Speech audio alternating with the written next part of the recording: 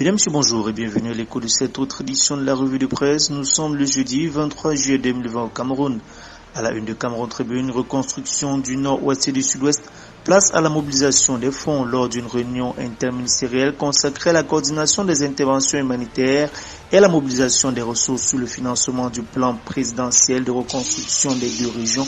Le Premier ministre Joseph John Gauthier a exhorté hier la communauté des bailleurs de fonds concernés à passer à la phase concrète de leurs promesses d'appui. À la une d'émergence, élection, comment Paul Biya prépare activement les régionales. Toujours à la une d'émergence, carnet noir, mort du député Aruna Bougui. L'élu du Mayo Louti a péri dans un accident de la circulation entre Ngaoundéré et Garoua. À la une de Réalité Plus, Yaoundé, Malabo, Betty Assomo, mission réussie. Le ministre délégué à la présidence chargé de la Défense, Joseph Betty Assomo, a bouclé le 21 juillet 2020 une mission historique à Malabo. Conclusion phare de 2 jours de concertation entre les deux parties, plus jamais de tension sur les frontières entre le Cameroun et la Guinée équatoriale. À la une de Le Messager, dans les secrets de l'accord Yaoundé-Malabo, ce qu'il faut attendre du traité de coopération entre les deux pays signé le 21 juillet dernier. À la une de Le Jour, Cameroun-Guinée équatoriale, un nouveau départ. Les deux pays viennent de signer un accord de défense et de sécurité transfrontalière. À la une de Le Quotidien, Cour pénale internationale, irrécevabilité de la plainte contre Paul Biya. Suite à une correspondance datant du 16 juillet 2020 écrite par M. Marc Dillon, chef de l'unité d'information et de preuves au bureau du procureur de la CPI et adressée à M. Betek, l'on apprend que la juridiction internationale a rejeté sa plainte pour incompétence. En mai 2019, M. Lionel Betek Komé, activiste et fervent défenseur des droits de l'homme, déposé à la Cour pénale internationale CPI une plainte contre le président Paul Biya. La plainte reposait sur le motif principal de crimes de guerre et de crimes contre l'humanité commis selon M. Betek Komé par le président Biya dans les régions du Nozo. À la une de Réalité Plus, complexe ministériel, les travaux publics. Ganou Djomessi, satisfait du chantier, le complexe ministériel est déjà debout. Il reste les finitions et le mobile pour que le ministre des Travaux publics et son personnel intègrent les bureaux. C'est un complexe immobilier futuriste de 4 bâtiments ayant une surface d'occupation au sol de 2000 m². Le bâtiment sera constitué d'un sous-sol, du rez-de-chaussée et de 9 étages. À la une de Kalara, prospective, Paul Biya va-t-il sanctionner les magistrats corrompus? À 2 semaines de la réunion du Conseil supérieur de la magistrature, Kalara présente les premiers enjeux d'un rendez-vous longtemps attendu. À une de Le Messager, crise de la RT, ce que cache le Difogate, enquête sur les frasques imputées à la présidente du conseil d'administration à l'orée d'un nouveau gouvernement. À la une d'Éco-Santé, santé maternelle et infantile en période de Covid-19, l'UNFPA vole au secours des femmes enceintes dans 9 districts du centre. Une dotation en matériel estimée à plusieurs millions de francs CFA jonche l'entrepôt du programme élargi de vaccination. Il s'agit de la donation que vient de faire le Fonds des Nations Unies pour la population à la délégation régionale de la santé pour le centre.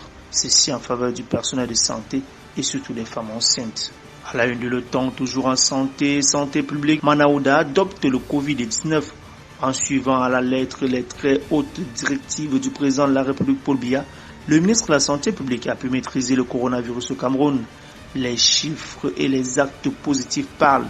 Ceci explique la cabale des ennemis de la République engagés contre lui. À la une de Le Jour, de Orca, Manaouda se lave les mains. À la suite de l'enquête publiée le mercredi 22 juillet, le ministre de la Santé publique a publié hier la liste de répartition des 4000 sacs de riz de 25 kg dans les 10 régions. À la une de la météo, certificat d'études primaires et First School Living Certificate, succès total sur l'ensemble du pays.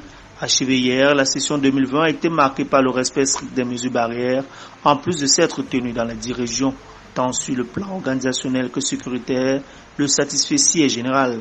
Ainsi, parents d'élèves et partenaires au développement saluent cette performance qui rehausse l'image du pays de Paul Biya. Le quotidien de l'économie, évaluation, c'est blocage et la mise en œuvre effective de la décentralisation.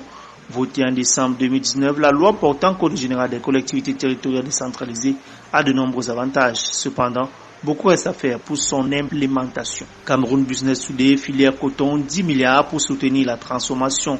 500 transformateurs à former dans le cadre de ce plan d'investissement financé par l'Union européenne.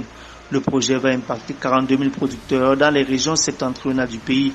D'autres financements en préparation pour cette filière qui représente 15% du PIB septentrion. Défi actuel, titre à la une ce jeudi, budget 2021, les nouvelles orientations des finances publiques. Assurer la sincérité budgétaire, respecter les délais de remboursement du service de la dette, achever les projets en cours, contracter des prêts à moindre coût sont les axes édictés le 21 juillet dernier par le ministre des Finances. Toujours à la une des défis actuels, contrôles fiscaux, le MINFI rassure. À l'inverse de Jeune Afrique, 400 contrôleurs fiscaux ont déjà été envoyés dans les entreprises cette année. Le ministre des Finances, lui, Paul Motazé, rassure que la Direction générale des impôts n'a déployé aucune mission de contrôle depuis le début de l'exercice. Le financier d'Afrique, toujours en économie, allégation mensongère, le démenti du ministre des Finances à Jeune Afrique. Dans un droit de réponse, le 20 juillet 2020, lui, Paul Motazé, a réagi à un article de presse publié dans l'édition 3090 du magazine panafricain. À la une de mutation Cameroun, l'addiction aux importations. L'engagement du gouvernement à accroître la production locale de certaines denrées de grande consommation contraste avec l'autorisation d'importation de 200 000 tonnes de riz destinées à couvrir les besoins du marché national jusqu'au mois de décembre. Bernard Djongan s'insurge contre le double langage gouvernemental. À la une de Cameroun Tribune, pépinière pilote d'entreprise, 5 milliards pour la première cuvée.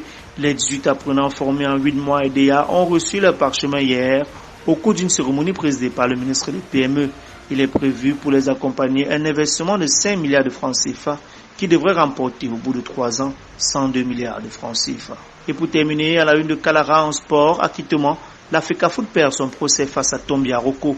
L'ancien président de la Fédération camerounaise de football était accusé avec certains de ses anciens collaborateurs de faux, de surfacturation, de paiement des marchés fictifs, de dissimulation de preuves ayant entraîné un prétendu détournement de plus d'1 milliard de francs CFA. Le rapport d'audit a chargé de l'expert comptable Émile Bicolo, désavoué par le juge d'instruction. Mesdames, Messieurs, merci infiniment de votre aimable attention. Retrouvons-nous demain vendredi pour la dernière production de la semaine. Bonne suite de programme à tous.